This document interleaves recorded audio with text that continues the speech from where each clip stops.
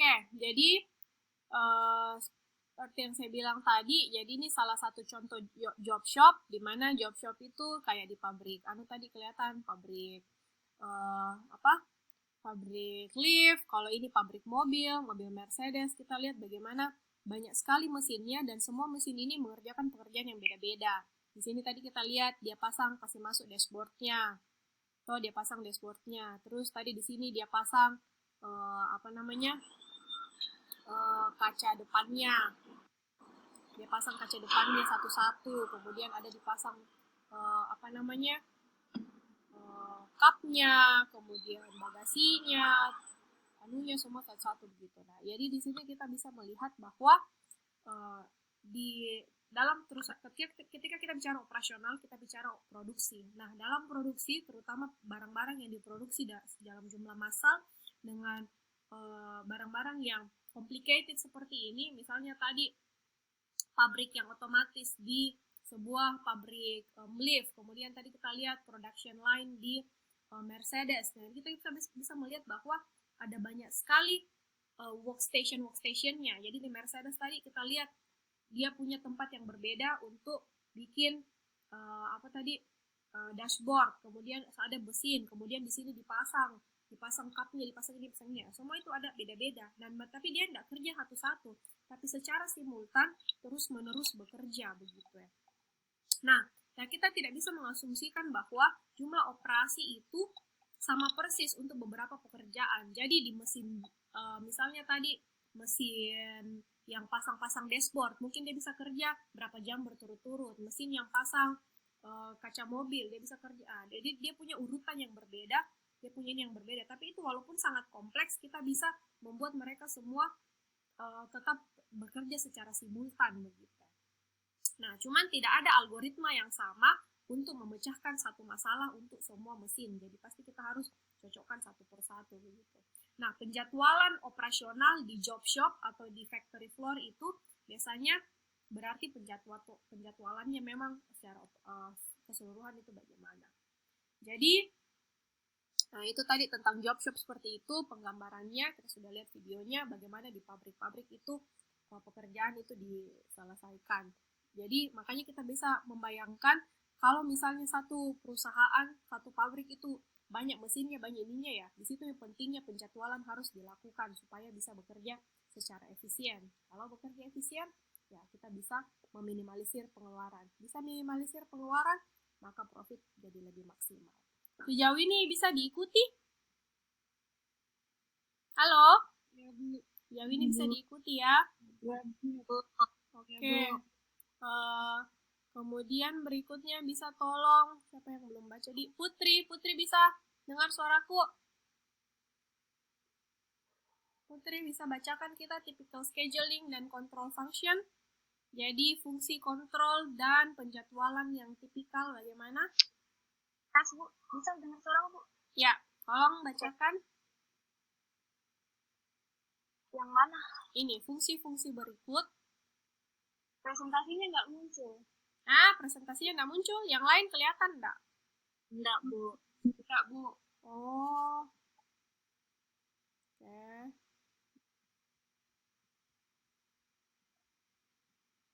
Nah, sekarang? Iya, Bu.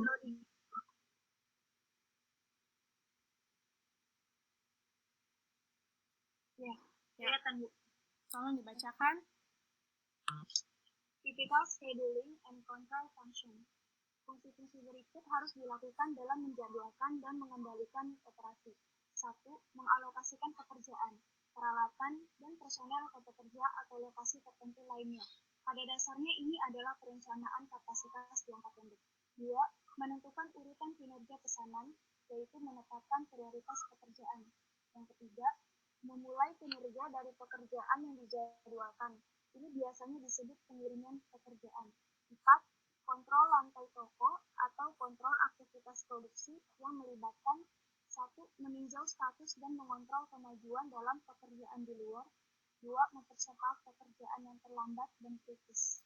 Oke, terima kasih. Jadi, ini fungsi-fungsi berikut ketika kita mengendalikan operasional, ketika kita mengendalikan factory floor tadi, seperti yang kita lihat di pabrik mobil, di pabrik lift, itu kita lihat betapa kompleksnya itu pekerjaan. Jadi kita harus jadwalkan supaya kita tahu mesin mana kerja apa kapan, kemudian orang siapa kerja di mana dan kapan. Jadi kita harus jadwalkan dan itu kita harus kendalikan secara keseluruhan. Jadi bagaimana itu pekerjaan, alat, dan personil itu harus dialokasikan ke pekerjaan tertentu yang spesifik dengan lokasi yang tepat. Nah, ini namanya perencanaan kapasitas jangka pendek. Kemudian ada urutannya, jadi kinerja pesanan kapan kita harus kerja, kemudian kita mulai kerja dari pekerjaan yang dijadwalkan. Kemudian ada kontrol di job shop atau kontrol di factory floor. Nah, kita tinjau statusnya. Jadi misalnya tadi yang saya bilang ada satu pabrik. Pabrik ini melayani klien A, B, C. Nah, dilihat nih bagaimana nih pesanannya klien A sudah sampai mana. Oh, bagaimana klien B sudah sampai mana gitu. Jadi kita bisa secara terus-menerus mengontrolnya. Nah, kemudian bagian yang terakhir adalah job sequencing. Job sequencing ini adalah perunutan atau pengurutan pekerjaan. Sequence artinya urutan. Jadi, bagaimana ini adalah sebuah proses di mana kita menentukan pekerjaan mana yang duluan dimulai, gitu. Mesin kerja atau pusat kerja yang mana prioritasnya, yang mana pekerjaan harus dilakukan duluan. Misalnya kayak di pabrik coklat, tidak mungkin kita mulai pekerjaan langsung dari pengemasan karena ya pasti harus diproduksi dulu dong. Jadi harus awalnya pasti coklatnya harus dihancurkan dulu dari biji coklat menjadi misalnya cairannya, habis itu baru dimasak, habis itu baru dicampur dengan mana, nanti terakhir baru dipak juga ada, dikemas juga ada beberapa prosesnya, dikemas dulu di kemasan kecil, habis itu baru dibungkus besar, nanti baru dikasih masuk ke dalam karton. Itu kan semua biasa terotomisasi, tapi kita harus tentukan yang mana yang duluan kerja gitu. Nanti kalau misalnya sudah dimulai, ada nih flow-nya, ya baru kita bisa tentukan misalnya prioritasnya, yang mana yang harus ditingkatkan duluan atau apa. Jadi aturan prioritas logika yang digunakan untuk menentukan urutan pekerjaan dalam antrian. Nah, model sequencing pengurutan itu ada banyak. Jadi, supaya cepat saya langsung baca saja. Sequencing rule ada, kita bisa pakai metode FCFS atau first come first serve. Jadi, yang mana duluan datang itu yang duluan dilayani. Jadi kayak jam antri di bank begitu. Siapa yang mana orderan yang duluan masuk, ya itu yang duluan kita kerjakan. Itu yang paling sederhana dan paling sering dilakukan. Nah, metode yang kedua adalah CR atau metode critical ratio. Jadi critical ratio itu adalah kita lihat yang mana pekerjaan yang sisa waktunya paling dekat dari deadline. Jadi misalnya, ini pekerjaan yang ini duluan masuk orderannya, tapi yang ini sudah dekat sekali nih deadline-nya dan sisa waktunya sisa sedikit. Jadi kita harus proses lebih dulu begitu. Itu critical ratio. Kemudian ada EDD, earliest due date. Jadi kita kerjakan mana yang deadline-nya paling dekat. Kemudian ada juga namanya metode STR, slack time remaining. STR itu adalah waktu yang tersisa sebelum deadline dikurangi sisa waktu pemrosesan. Hilang? Masih kelihatan? Halo? Iya, Bu. Masih kelihatan gitu? Oke. Kemudian yang kelima SOT, shortest operating time. Jadi kita kerjakan pekerjaan yang penyelesaiannya paling pendek. Jadi misalnya kita punya tukang jahit. Nah, di tukang jahit ini kita melayani ada jahit baju pengantin, kemudian ada datang orderan jahit dress, ada datang orderan jahit celana, ada datang orderan pasang kancing ji. Kerjakan yang pasang kancing duluan, walaupun dia paling terakhir datang, tapi kan pasang kancing cepat ji, biar cepat selesai. Nah, jadi misalnya seperti itu. Kemudian STR per OP, slack time remaining per operation, itu adalah STR dibagi jumlah operasi yang tersisa. Kemudian ada juga LCFS, last come first serve. Jadi walaupun itu barang terakhir datang, orderannya terakhir datang, tapi mungkin karena dia ada di tumpukan paling atas, jadi dia duluan dikerja. Atau kita juga bisa pilih secara random. Jadi pengawas atau supervisor dia secara random pilih yang mana yang mereka mau kerjakan. Jadi urutan pekerjaan itu beda perusahaan, beda produk, ya pasti beda pendekatannya. Kalau misalnya di tukang jahit, ya mungkin kita akan melakukan pekerjaan berdasarkan first come first serve. Tapi kalau misalnya di perusahaan seperti perusahaan pembuat sepatu misalnya, ya kita lihat yang mana deadline-nya paling ini. Atau di perusahaan advertising, atau di perusahaan percetakan, yang mana kira-kira critical ratio-nya yang paling ini, ya mungkin pendekatan critical ratio yang dia pakai. Jadi urutan pekerjaan itu berdasarkan orderan yang masuk ke perusahaan itu macam-macam metodenya kita bisa pakai. Bisa first come first serve, bisa EDD, bisa random, bisa shortest operating time, ya itu tergantung dari kebijakan perusahaan begitu, dan tergantung tentunya sikonnya yang mana yang cocok.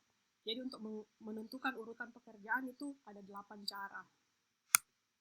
Kemudian control shop floor. Shop floor control itu adalah kita menjadwalkan prioritas pekerjaan. Jadi sistem kontrol itu sistem job shop atau sistem kontrol lantai toko itu adalah sistem untuk memanfaatkan data dari lantai toko serta file pemrosesan data untuk memelihara dan mengkomunikasikan informasi status pada pesanan toko dan pekerja. Jadi kita harus manfaatkan apa yang terjadi di informasi dari job shop, dari pabrik, ya kita harus terus-menerus komunikasikan ke bagian keuangan, ke bagian HR, ke bagian marketing, harus secara integral. Ada kita bisa saling mengecek sampai di mana ini pekerjaan, bagaimana update statusnya, begitu. Jadi fungsinya adalah dari kita mengontrol ini factory floor atau job shop, kita bisa lihat prioritas setiap pesanan setiap klien itu bagaimana, kemudian informasi kuantitasnya, pekerjaan dalam proses itu bagaimana. Tadi kayaknya saya lupa sebut WIP di sini, aduh jauhnya. Di sini WIP itu adalah work in process, jadi pekerjaan yang sedang dalam proses. Jadi misalnya dalam tadi pabrik Cheetos toh, ya pasti ada Cheetos yang setengah jadi, yang sudah jadi tapi belum dipak, itu namanya work in process begitu. Kemudian saya loncat-loncat. Jadi tadi dalam tujuan penjadwalan operasional kan kita harus ketemu due date-nya, kemudian kita harus meminimalisir persediaan WIP, flow time-nya, utilisasinya, pemanfaatan mesin dan pekerja harus maksimal, kemudian biayanya harus selalu dikomunikasikan dengan keuangan. Jadi jangan sampai misalnya operasional, pokoknya mesin ini masih bisa kerja, Pak, pesan lagi bahan baku, produksi lagi. Ya harus dikomunikasikan dengan bagian akuntansi. Kok pesan-pesan terus, ada jika uang untuk membayar kredit bahan bakunya. Kita produksi terus, ada jika orang yang mau beli barangnya gitu. Jadi harus secara terus-menerus berkomunikasi antar divisi supaya kita tahu informasinya bagaimana begitu ya. Jadi misalnya tadi ada pesanan klien, dari klien misalnya kita ini perusahaan baju. Nah, klien dari Zara bagaimana, sampai mana nih dikerja pesanannya, klien dari Nike baju olahraganya sampai mana nih kita sudah produksi. Nah, itu kita update, kita kasih tahu ke marketing yang TikTok berkomunikasi dengan TikTok, maksudnya tektokan berkomunikasi dengan kliennya begitu. Kemudian sediakan kuantitas berdasarkan lokasi dengan pesanan toko untuk keperluan inventaris dan akuntansinya WIP. Kemudian kita harus ukur efisiensinya, pemanfaatannya, dan produktivitas dari tenaga kerja dan mesin. Jadi bisa saja memang misalnya secara kapasitas operasionalnya kita masih bisa bekerja dengan sangat banyak, tapi ya kita harus sesuaikan, cek di marketing. Ada jika konsumennya, jangan sampai kita banyak-banyak produksi baru tidak ada yang beli. Nanti expire barang nanti rusak. Nah, kan malah lebih rugi. Gitu. Kemudian mesin-mesinnya kita bagus ininya, tapi ada jika uangnya kita buat bayar listriknya misalnya. Jadi kita harus selalu harus saling berhubungan antara antara pabrik di factory floor dengan di office, dengan bagian marketing, dengan akuntansi dan lain-lain, dengan keuangan dan lain-lain. Terakhir dalam penjadwalan saya mau kasih tahu yang namanya Gantt chart. Kalian biasa bikin Gantt chart? Pernah bikin Gantt chart? Belum? Gantt chart itu adalah metode penjadwalan seperti ini. Jadi kita punya detail pekerjaan apa dan kita ukur kapan kita mau kerja gitu. Jadi kalau kita bisa lihat di sini, misalnya kita mau kerja, ini kita mau bikin page copy, kita mau bikin kalkulator, online kalkulator. Nah, Gantt chart-nya itu adalah kita jadwalkan kapan kita mau kerja. Jadi pekerjaan ini dikerjakan week ini, pekerjaan yang ini dikerjakan di week kedua. Terakhir, kalkulatornya akan dipublish di week keempat, di minggu keempat, di awal minggu keempat begitu. Jadi Gantt chart ini adalah sebuah metode diagram di mana kita membuat jadwal yang terperinci. Jadi kita menyandingkan apa detail pekerjaan yang kita mau kerja, kapan itu pekerjaan harus dikerjakan gitu. Jadi ini biasa banyak